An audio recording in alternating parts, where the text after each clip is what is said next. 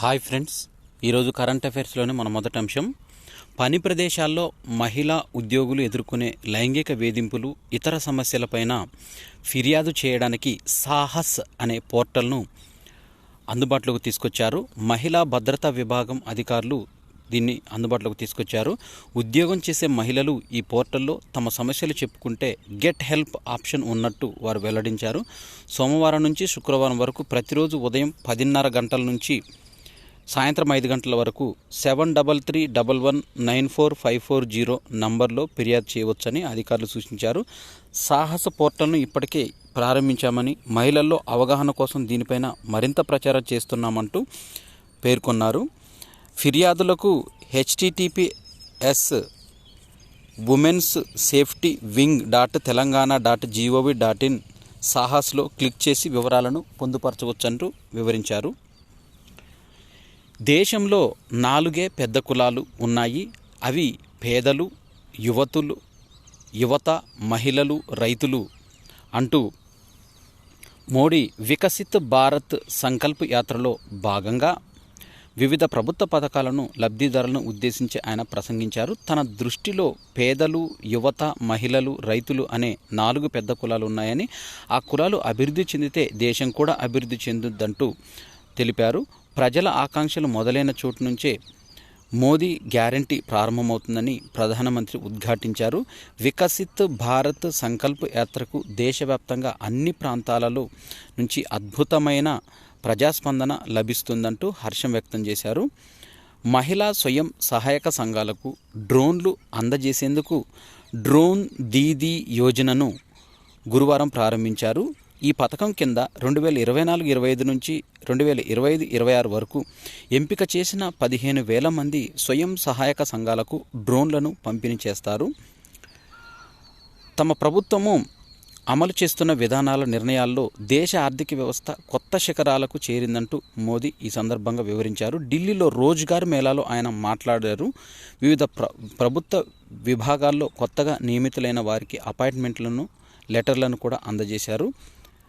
వాతావరణ మార్పులు, వాటి ప్రభావాన్ని ఎదుర్కొనే విషయంలో భారత్ తమ హామీలను ఎల్లప్పుడూ కట్టుబడి ఉంటుందంటూ ప్రధాని మోడీ చెప్పారు.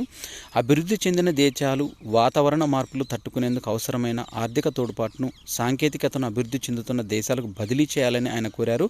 ఐక్యరాజ్య సమితి కార్యక్రమం అయిన COP28లో భాగంగా శుక్రవారం జరిగే వరల్డ్ క్లైమేట్ యాక్షన్ సమ్మిట్లో పాల్గొనేందుకు ప్రధాని మోదీ గురువారం సాయంత్రం ఢిల్లీ నుంచి దుబాయ్కి బయలుదేరారు.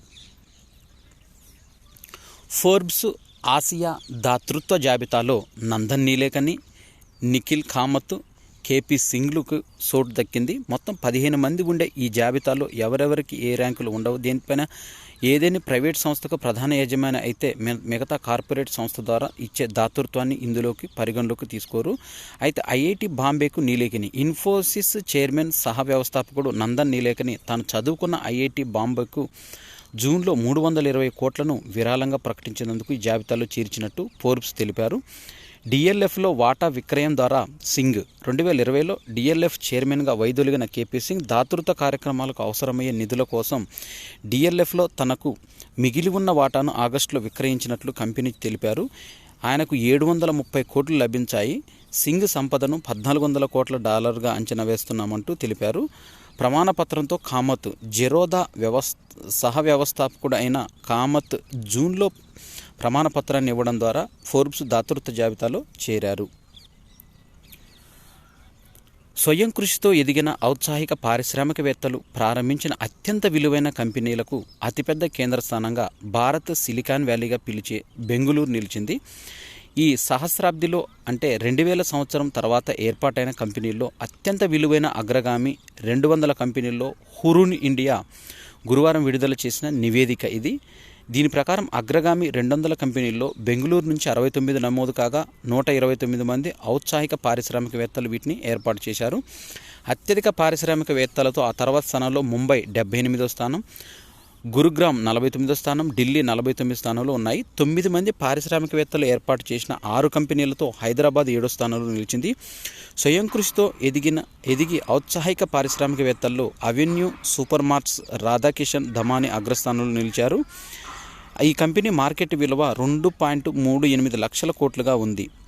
బిన్నీ సచిన్ బన్సాల్ స్థాపించిన ఫ్లిప్కార్ట్ బెంగుళూరు 1.19 లక్షల కోట్లతో, దీపిందర్ గోయల్ ఏర్పాటు చేసిన జొమాటో గురుగ్రామ్ 86,835 కోట్లతో 2-3 స్థానాలు నిలిచాయి. మొత్తం 200 కంపెనీలకు స్టాక్ ఎక్స్చేంజీలో నమోదు కానీ మొత్తం కలిపితే 30 లక్షల కోట్లుగా ఉంది. ఎక్కువ భాగం కంపెనీలు 46 ఆర్థిక సేవల విభాగం నుంచి రాగా, స్థిరాస్తి 30, ఆరోగ్య సంరక్షణ 26 విభాగాలు ఆ తర్వాత స్థానాలు నిలిచాయి.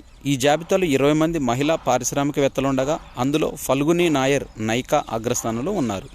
హ్యాపీయెస్ట్ మైండ్స్కి చెందిన అశోక్ సూతా 80 జాబితాలో వయసు రీత్యా పెద్దవారు కాగా, 21 ఏళ్ల కైవల్య వోహ్రా జెఫ్టో పిన్న వయస్కురాలు. జూలై నుంచి సెప్టెంబర్లో వృద్ధి రేటు 7.6%, చైనా వృద్ధి 4.9%. వ్యవసాయ రంగ గ్రాస్ వాల్యూ యాడెడ్ వృద్ధి 2.5% నుంచి 1.2%కి పరిమితమైంది. ఆర్థిక స్థిరాస్తి వృత్తి నిపుణులు సేవల గ్రాస్ వాల్యూ యాడెడ్ కూడా 7.1 నుంచి 6%కి తగ్గింది. ఇక అంత క్రితం ఏడాది జూలై సెప్టెంబర్తో పోలిస్తే ప్రస్తుత ఆర్థిక సంవత్సరం 7వ త్రైమాసికంలో వాస్తవ జీడిపి ధరలు 2011-12 వద్ద జీడిపి 38.78 లక్షల కోట్ల నుంచి 7.6% వృద్ధితో 41.74 లక్షల కోట్లకు చేరువైంది. అదే సమయంలో సాధారణ జీడిపి లేదా ప్రస్తుత ధరల వద్ద జీడిపి 65.67 లక్షల కోట్లకు చేరి 9.1% వృద్ధితో 71.66 లక్షల కోట్లకు చేరింది. అక్టోబర్లో కీలక రంగాల వృద్ధి 12.1% ఉంటుంది. ఇక పూర్తి ఆర్థిక సంవత్సరం లక్ష్యంలో 45%కి ద్రవ్యలోటు ఉంది. భారత బలానికి తాజా గణాంకాలు నిదర్శనంగా ఉన్నాయంటూ మోడీ వ్యక్తం చేశారు.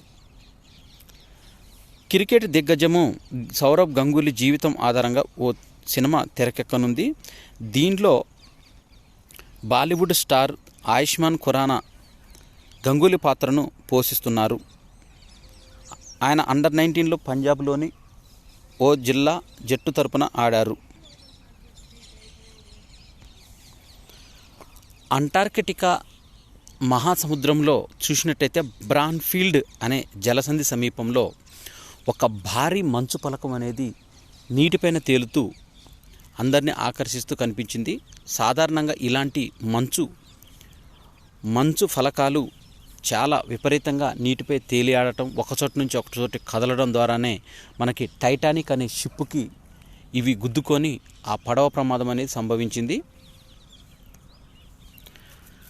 తెలంగాణలో మాంసం లభ్యతలో అగ్రస్థానానికి చేరింది. దేశంలోని మాంసం లభ్యతలో తెలంగాణ అగ్రస్థానంలో నిలిచింది. ఈ మేరకు ప్రాథమిక పశుపోషణ గణాంకాల బేసిక్ యానిమల్ హస్బెండరీ స్టాటిస్టిక్స్ వార్షిక నివేదిక అనేది ఒకటి 2023 సంవత్సరానికి సంబంధించింది వెల్లడించింది. మాంసం ఉత్పత్తిలో 5వ స్థానంలో ఉందని, కోడిగుడ్ల తలసరి లభ్యతలో 2, ఉత్పత్తిలో 3వ స్థానంలో ఉంది.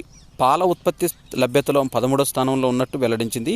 కేంద్ర పశువర్ధక మత్స్య పాడి పరిశ్రమాభివృద్ధి శాఖల ఆధ్వర్యంలో BAHS జాతీయ స్థాయిలో ఏటా పశుపోషణ గణాంకాలను సేకరిస్తూ వార్షిక నివేదికలను రూపొందించింది. ఈ నేపథ్యంలో 2023కు సంబంధించిన గణాంకాలను గురువారం విడుదల చేసింది. తెలంగాణలో గత 4 ఏళ్లుగా అమలు చేస్తున్న గొర్రెల పంపిణీ పథకం కారణంగా మాంసం ఉత్పత్తి లభ్యత పెరిగాయి. ఈ పథకం కింద ఇప్పటివరకు 1.28 కోట్ల గొర్రెల పంపిణీ జరిగింది. పౌల్ట్రీ రంగం కూడా 1500 కోళ్ల ఫారాలతో పురోగమించింది. ఈ నివేదికలో ఇచ్చిన కొన్ని ముఖ్యాంశాలు మనం ఒకసారి పరిశీలించినట్టయితే, దేశంలో ప్రతి వ్యక్తికి సరాసరి సంవత్సరానికి 7.10 కిలోల మాంసం లభ్యమవుతుండగా, తెలంగాణలో అత్యధికంగా 28.51 కిలోలు లభిస్తుంది. ఉత్పత్తి పరంగా దేశంలో ఏటా 9.77 మిలియన్ టన్నులు, రాష్ట్రంలో 1.08 టన్నులు 11.06గా ఉంది. కోడిగుడ్లు దేశంలో ఏటా తలసరిన 101, రాష్ట్రంలో 466 లభిస్తున్నాయి. దేశంలో 138.38 బిలియన్లు, రాష్ట్రంలో 17.67 బిలియన్లు, 12.77% ఉత్పత్తి అవుతున్నాయి. పాలు దేశంలో ప్రతి వ్యక్తికి ఏటా 459 గ్రాములు, తెలంగాణలో 423 గ్రాములు లభిస్తున్నాయి. దేశంలో 230.68 మిలియన్ టన్నులైతే 5.86 మిలియన్ టన్నులు 2.54% అనేవి ఉత్పత్తి అవుతున్నాయి. ప్రపంచంలోని అత్యంత ఖరీదైన నగరాల జాబితాలో సింగపూర్, జ్యూరిచ్ అనేవి చోటు సంపాదించుకున్నాయి. ఈ ఏడాది ప్రపంచంలో అత్యంత ఖరీదైన నగరాలుగా సింగపూర్, జ్యూరిచ్ నిలిచాయి. ఎకనామిక్స్ ఇంటెలిజెన్స్ యూనిట్ EIU తెలిపింది. జ్యూరిచ్ 6వ స్థానం నుంచి ఎగబాకి సింగపూర్ సరసన చేరినట్టు పేర్కొంది. గత ఏడాది సింగపూర్తో పాటు తొలి స్థానంలో నిలిచిన న్యూయార్క్ ఈసారి 3వ స్థానానికి పరిమితమైంది. నిత్యావసర సరుకులు, గృహోపకరణాలు, కొన్ని రకాల సేవలు ధరలు పెరిగిన నేపథ్యంలో జ్యూరిచ్ ఖరీదైన నగరంగా మారిందంటూ తెలిపింది EIU నివేదిక. అత్యంత ఖరీదైన తొలి 10 నగరాల జాబితాలో ఆసియా నుంచి సింగపూర్, హాంకాంగ్, ఐరోపా నుంచి Zurich, Geneva, Paris, Copenhagen, America నుంచి New York, Los Angeles, San Francisco, ఇజ్రాయెల్లోని టెల్ అవీవ్ ఉన్నాయి. ఈ సర్వేను ఇజ్రాయెల్ హమాస్ యుద్ధానికి ముందు నిర్వహించినట్లు EIU అనేది తెలిపింది. వార్షిక ప్రాతిపదికన ప్రపంచవ్యాప్తంగా ధరల సగటు 7.4% చొప్పున పెరిగినట్లు ఈ నివేదిక పేర్కొంది. దీంట్లో 2017 నుంచి 21 మధ్య కాలంలో పోలిస్తే ధరలు ఇంకా ఎగువ స్థాయిలో ఉన్నాయంటూ తెలిపింది. ప్రపంచవ్యాప్తంగా మొత్తం 173 నగరాల్లో ఈ సర్వేను నిర్వహించినట్టు EIU అనే ఒక సంస్థ, ఎకనామిక్స్ ఇంటెలిజెన్స్ యూనిట్ అనే సంస్థ తెలిపింది. ఒడిషా అడవుల్లో బ్లాక్ ఫాంతర్ నల్ల చిరుత కనిపించింది. Principal chief conservative of forest PCCF Sushant Nanda సామాజిక మాధ్యమం Xలో వివరాలను వెల్లడించారు. పులుల గణన కోసం ఏర్పాటు చేసిన ట్రాప్ కెమెరాలకు ఈ చిరుత చిక్కినట్లు తెలిపారు. నల్ల చిరుత కనిపించడం మొదటిసారి కాదని 2018లో సుందర్గఢ్ జిల్లా అడవుల్లో ఒకసారి కనిపించిందంటూ తెలిపారు. వికసిత భారత్ సంకల్ప యాత్ర, దీనిలో కేంద్ర మంత్రి నిర్మలా సీతారామన్ పాల్గొని 2047 కల్లా భారత్ అభివృద్ధి చెందిన దేశంగా ముందు వరుసలో నిలపాలని ప్రధాని మోదీ లక్ష్యం అంటూ కేంద్ర మంత్రి ఆర్థిక మంత్రి నిర్మలా సీతారామన్ తెలిపారు. వికసిత్ భారత్ సంకల్ప యాత్రలో భాగంగా శ్రీ సత్యసాయి జిల్లా గోరంట్లలో గురువారం నిర్వహించిన సమావేశంలో ఆమె ముఖ్య అతిథిగా పాల్గొని ప్రసంగించారు. కేంద్ర ప్రభుత్వ పథకాల గురించి వివరించారు. డ్వాక్రా సంఘాలకు 2 కోట్ల చెక్కును, ఉజ్వల పథకం గ్యాస్ కనెక్షన్లను పంపిణీ చేశారు. ఈ కార్యక్రమంలో రాష్ట్ర ఆర్థిక మంత్రి బుగ్గన రాజేంద్రనాథ్ రెడ్డి, పెనుకొండ ఎమ్మెల్యే శంకరనారాయణ, ఉన్నతాధికారులు పాల్గొన్నారు. న్యాయాధికారులకు గౌరవప్రదమైన సౌకర్యాలు, పని వాతావరణం ఉండేలా చూడాల్సిన బాధ్యత ప్రభుత్వాలదే అంటూ సుప్రీంకోర్టు గురువారం స్పష్టం చేసింది. వనరుల కొరతను సాకుగా చూపి పదవి విరమణ అనంతరం వారికి దక్కాల్సిన ప్రయోజనాలను నిరాకరించజాలరాదంటూ పేర్కొంది. వివాద పరిష్కారానికి కోరే పౌరులు మొదట ఆశ్రయించేది జిల్లా న్యాయ వ్యవస్థ సభ్యులనేనంటూ ప్రధాన న్యాయమూర్తి జస్టిస్ DY చంద్రచూడ్ నేతృత్వంలో త్రిసభ్య ధర్మాసనం గుర్తు చేసింది. చట్టబద్ధ పాలనపైన వారు కొన్నిటిని వివరించారు. న్యాయాధికారులు వేతనాలు, సర్వీసుల నిబంధనలపైన అఖిల భారత జడ్జీల సంఘం దాఖలు చేసిన పిటిషన్ పైన విచారణ సందర్భంగా సుప్రీంకోర్టు ఈ వ్యాఖ్యలు చేసింది. ఉత్తరప్రదేశ్లోని కౌశాంబి జిల్లా సిధుర నగర పంచాయతీకి చెందిన యశోద అనే గ్రామీణ యువతి ఆంగ్ల బోధనకు యూట్యూబ్ ఛానల్ను ప్రారంభించి విశేష ఆదరణ చూరగొంటుంది. ఈమె కేవలం ఇంటర్మీడియట్ పూర్తి చేసి అనివార్య కారణాల వల్ల చదువును మధ్యలో ఆపేసింది. మంచి అధ్యాపకురాలు కావాలన్న కోరిక మాత్రం యశోదకు బలంగా ఉండేది. ఈ నేపథ్యంలో ఆంగ్ల భాషపై తనకున్న పట్టుతో ఇంగ్లీష్ విత్ దేహతి మేడం పేరిట యూట్యూబ్ ఛానల్ను ప్రారంభించింది. ఈ ఛానల్కు 2.88 లక్షల చందాదారులు ఉన్నారు. ఛానల్ ప్రారంభించిన ఏడాదిలోనే మంచి ప్రజాదరణతో కుటుంబ ఆర్థిక కష్టాలు తొలగించినట్టు యశోద తెలిపింది. ఉత్తరప్రదేశ్లోని కాశీలో జ్ఞానబాపి మసీద్ ఆవరణలో భారత పురావస్తు విభాగం ఆర్కియలాజికల్ సర్వే ఆఫ్ ఇండియా నిర్వహించిన సర్వే నివేదిక తయారీ సమర్పణకు వారణాసి జిల్లా కోర్టు మరో 10 రోజులు గడువు ఇచ్చింది. ఈ 10 రోజులు గడువు ఇస్తూ మరోసారి ఆర్కియలాజికల్ సర్వే ఆఫ్ ఇండియా గడువు కోరబోదని ఆశాభావం వ్యక్తం చేశారు. లోక్సభ సెక్రటరీ జనరల్ ఉత్పల్ కుమార్ సింగ్ పదవీ కాలాన్ని మరో ఏడాది పొడిగిస్తూ ఉత్తర్వులు జారీ అయ్యాయి. ఉత్పల్ సింగ్ పదవీ కాలాన్ని స్పీకర్ ఓం బిర్లా పొడిగించారు. ఆయన కేబినెట్ సెక్రటరీ హోదా ఉంది. 2023 డిసెంబర్ 1 నుంచి 2024 నవంబర్ 30 వరకు ఆయన ఈ పదవిలో కొనసాగుతారని ఉత్తర్వులు పేర్కొన్నారు. 2020 డిసెంబర్ 1న లోక్సభ సెక్రటరీ జనరల్గా ఉత్పల్ కుమార్ సింగ్ నియమితులయ్యారు. 2021 నవంబర్ 30వ తేదీన ఆయనకు 2 ఏళ్లు పొడిగించి ఇచ్చారు. మళ్లీ ఏడాది పొడిగిస్తూ గురువారం ఉత్తర్వులు జారీ అయ్యాయి.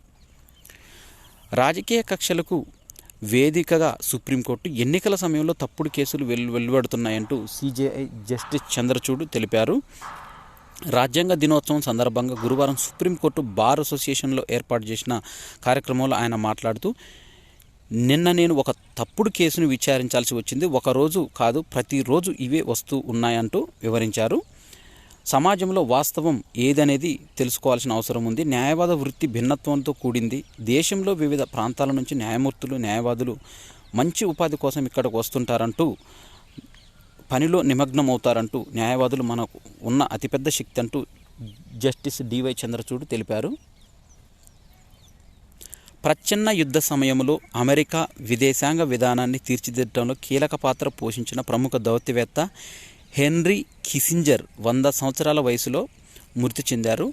తన స్వగృహంలో కన్నుమూశారు. నోబెల్ శాంతి బహుమతి గ్రహీత అయిన ఆయన అధ్యక్షులు రిచర్డ్ నిక్సన్, జెరాల్డ్ ఫోర్డ్ హయాంలో 2 పర్యాయాలు అమెరికా విదేశాంగ మంత్రిగా కీలక బాధ్యతలను నిర్వర్తించారు. 70వ దశకంలో ముఖ్యంగా నిక్సన్ అధ్యక్షుడిగా ఉన్న సమయంలో భద్రతా సలహాదారుడిగా, విదేశాంగ మంత్రిగా వియత్నాం యుద్ధంతో పాటు ప్రపంచవ్యాప్తంగా నెలకొన్న రాజకీయ సంక్షోభాల్లో కిసింజర్ ముఖ్య పాత్ర పోషించారు. అదే సమయంలో లక్షలాది పౌరుల మరణాలకు కారణమయ్యారు, విమర్శలు ఎదుర్కొన్నారు.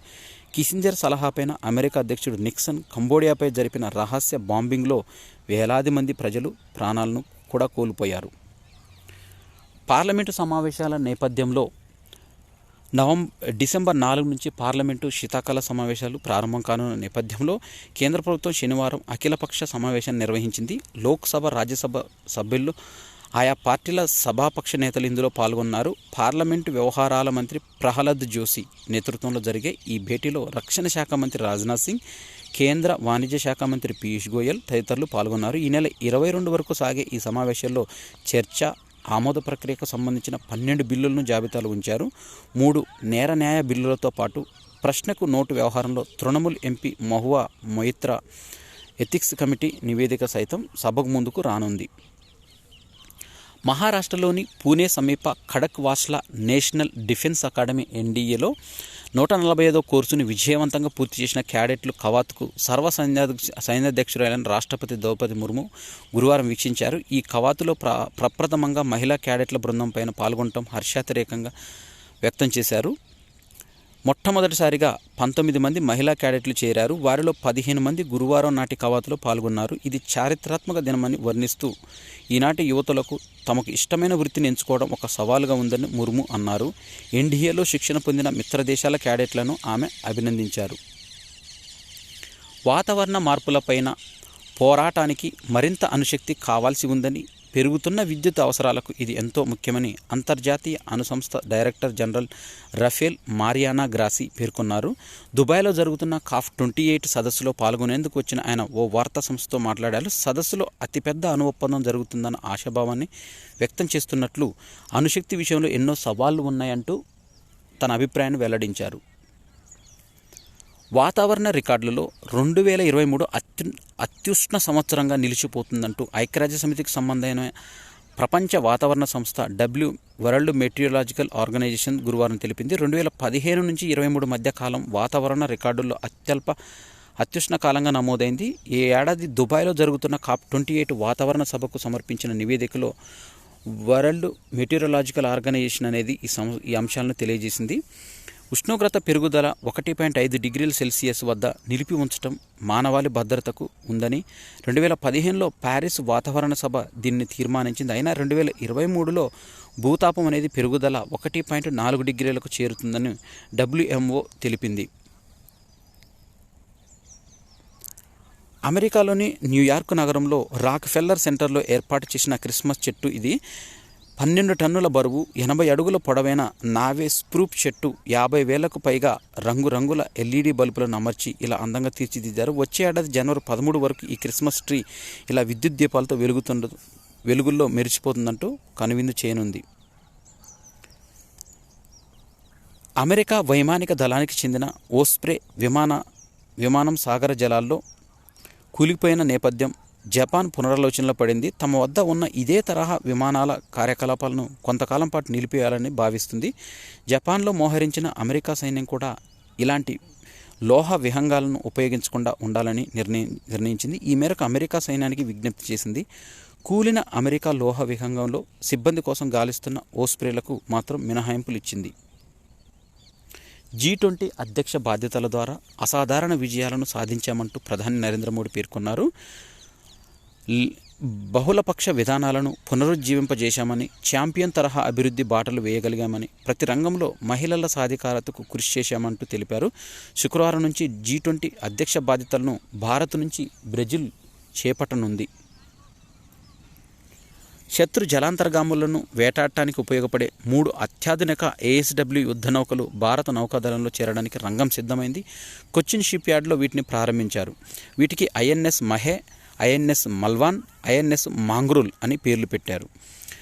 నౌకాదళ ఉప అధిపతి వైస్ అడ్మిరల్ సంజయ్ జసింగ్, వ్యూహాత్మక దళాల విభాగం అధిపతి అయిన సూరజ్ బెర్రీ తదితరులు ఈ కార్యక్రమంలో పాల్గొన్నారు. 2019లో కొచ్చిన్ షిప్ యార్డ్లో కేంద్ర ప్రభుత్వం ఒప్పందం చేసుకుంది. ఇవి తీర ప్రాంతాల్లో శత్రు జలాంతర్గాములను వేటాడటం, సముద్రంలో మందు పాత్రలు అమర్చడం, నిఘా తదితర విధులను నిర్వర్తించనున్నట్లు. ఈ నౌకల్లో తేలికపాటి టార్పిడోలు, రాకెట్లు, మందు పాత్రలు, 30 mm guns, 12.7 mm stabilised remote control guns ఉన్నాయి. ఈ నౌక గంటకు 45 కిలోమీటర్ల వేగంతో ప్రయాణించగలదు. వీటిలో దేశీయంగా తయారు చేసిన సోనార్లు, సముద్ర గర్భ నిఘా పరికరాలు ఉన్నాయి. ఈ నౌకలో 57 మంది సిబ్బంది ఉన్నారు. రాజస్థాన్ రాష్ట్ర ప్రభుత్వం పేదల కోసం ప్రారంభించిన ఆరోగ్య పథకం ఆదర్శప్రాయంగా ఉందంటూ 2024 ఎన్నికల్లో కాంగ్రెస్ అధికారంలోకి వస్తే దేశమంతా ఈ పథకాన్ని అమలు చేస్తామంటూ ఆ పార్టీ అగ్రనేత రాహుల్ గాంధీ హామీ ఇచ్చారు. 2024లో కాంగ్రెస్ అధికారంలోకి వస్తే దాన్ని దేశమంతా అమలు చేస్తామంటూ విశ్వాసాన్ని వ్యక్తం చేశారు. నిన్న నవంబర్ 30 రోజున జరిగిన తెలంగాణ రాష్ట్ర అసెంబ్లీ ఎన్నికల్లో రాష్ట్ర వ్యాప్తంగా 70.66% పోలింగ్ జరిగింది. ఇంకా కొంత పెరిగే అవకాశం ఉందంటూ తెలిపారు. మునుగోడులో 91.51%, యాకుత్పురలో అత్యల్పంగా 39.69% నమోదైంది. కొన్ని కేంద్రాల్లో రాత్రి 9:30 గంటల వరకు కొనసాగిన ఓటింగ్, చెదురుమదురు ఘటనల మినహా ఎన్నికల ప్రక్రియ కూడా ప్రశాంతంగా ముగిసింది. 2018లో రాష్ట్రం 73.73%తో ఓటింగ్ జరిగింది. దాదాపుగా రాత్రి 12 గంటల వరకు అందిన సమాచారం ప్రకారం 70.66% పోలింగ్ నమోదైనట్లు తెలిపింది. ఇక ఈ 5 రాష్ట్రాలు రాజస్థాన్, మధ్యప్రదేశ్, ఛత్తీస్గఢ్, మిజోరాం, తెలంగాణ ఈ 5 రాష్ట్రాల ఎన్నికల ఫలితాలు డిసెంబర్ 3న వెలువడి కానుంది. ఆ రోజు తెలుస్తుంది ఈ 5 రాష్ట్రాల రిజల్ట్స్ అనేవి. ఇక క్రీడకు సంబంధించిన అంశాలు. ఉగాండా క్రికెట్లో అసలు ఈ పేరు ఎప్పుడు వినిపించదు. పెద్ద టోర్నీలో ఎప్పుడు కూడా ఈ జట్టు ఆడలేదు. కానీ ఇప్పుడు జట్టు మెగా టోర్నీలకు అదృష్టం పరీక్షించుకోనుంది. పెద్ద జట్లతో పోటీపడి సై అంటుంది. వెస్టిండీస్, అమెరికా వేదికగా జరిగే 2024 T20 ప్రపంచ కప్కు ఉగాండా అనేది అర్హత సాధించింది. అదిరే ప్రదర్శనతో ఈ టోర్నీలో ఆఖరి బెర్తును ఎగరేసుకుపోయింది. గురువారం ఆఫ్రికా క్వాలిఫైయర్ ఆఖరి మ్యాచ్ రువాండా పైన 9 వికెట్ల తేడాతో ఆ జట్టు 2వ స్థానంలో 5 మ్యాచ్ల్లో 10 పాయింట్లతో నిలవడం ద్వారా ముందంజ వేసింది. మొదట రువాండా 18.5 ఓవర్లలో 65 పరుగులకి కుప్పకూలింది. ఉగాండా 8.1 ఓవర్లలో 1 వికెట్ కోల్పోయి లక్ష్యాన్ని ఛేదించింది. నమీబియా 5 మ్యాచ్ల్లో 10 పాయింట్లు తర్వాత ఆఫ్రికా నుంచి T20 ప్రపంచ కప్కు అర్హత సాధించిన 2వ జట్టుగా ఉగాండా నిలిచింది. సీనియర్ జాతీయ ఆర్చరీ ఛాంపియన్షిప్లో తెలంగాణ జట్టు రజత పథకం సాధించింది. మహిళల కాంపౌండ్ టీం విభాగంలో తెలంగాణ ద్వితీయ స్థానంలో నిలిచింది. మహారాష్ట్ర స్వర్ణం, మధ్యప్రదేశ్ కాంస్యం నెగ్గాయి. పురుషుల రికర్వ్ వ్యక్తిగత విభాగంలో ధీరజ్ బొమ్మదేవర SSCB కాంస్య పథకం గెలుచుకున్నాడు. కాంపౌండ్ విభాగంలో మహారాష్ట్ర ఆర్చర్లు ఆధిపత్యం కనబర్చారు.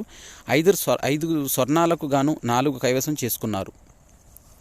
జాతీయ సీనియర్ బాక్సింగ్ ఛాంపియన్షిప్లో స్టార్ బాక్సర్లు అమిత్ ఫంగాల్ 51 కేజీల విభాగం, శివ థాపా 56 కేజీల విభాగంలో సెమీఫైనల్కు దూసుకెళ్లారు. గురువారం క్వార్టర్స్లో మహమ్మద్ ఆరిఫ్ జమ్మూ కాశ్మీర్ పైన ఫంగాల్, శశాంక్ ప్రధాన్ ఢిల్లీ పైన శివ విజయం సాధించారు. జాతీయ షూటింగ్ ఛాంపియన్షిప్లో తెలంగాణ షూటర్లు మౌనిక్, బాతుల, జహరా దీసావాలా సత్తా చాటారు. జూనియర్ మిక్స్డ్ స్కిట్ ఈవెంట్లో మౌనిక్ జహ్రా స్వర్ణంతో మెరిశారు. ఫైనల్లో మౌనిక్ ద్వయం 41-38తో యశస్వి రాఠోడ్ యదురాజ్ సింగ్ రాజస్థాన్ జోడీని ఓడించింది. డిసెంబర్ 15న స్పెయిన్లోని వాలెన్సియాలో ఆరంభమయ్యే 5 దేశాల హాకీ టోర్నమెంట్లో భారత్ పోటీ పడబోతుంది. సీనియర్లు, యువ ఆటగాళ్లతో కూడిన జట్టును హర్మన్ప్రీత్ సింగ్ నడిపించనున్నారు. 2023-24 ప్రో హాకీ లీగ్ సీజన్ ఇది. సన్నాహక టోర్నీ భారత్తో పాటు జర్మనీ, స్పెయిన్, ఫ్రాన్స్, బెల్జియం ఈ టోర్నీలో ఆడుతున్నాయి. భారత్ సత్తా చాటాలంటే ఫామ్లో ఉన్న కెప్టెన్ డ్రాగ్ ఫ్లికర్ హర్మన్ప్రీత్ ముందుండి నడిపించాల్సి ఉంది.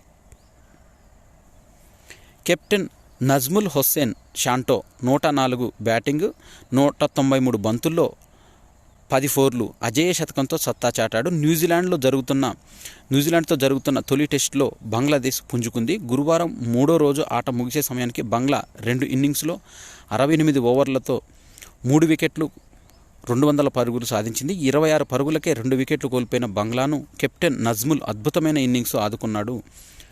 మెమినుల్ హక్ 40తో కలిసి 3 వికెట్లకు 90 పరుగులు జత చేశాడు. ముష్ఫికర్ రహీం 43 నాటౌట్తో కలిసి 4వ వికెట్ అజేయంగా 96 పరుగులను జోడించారు.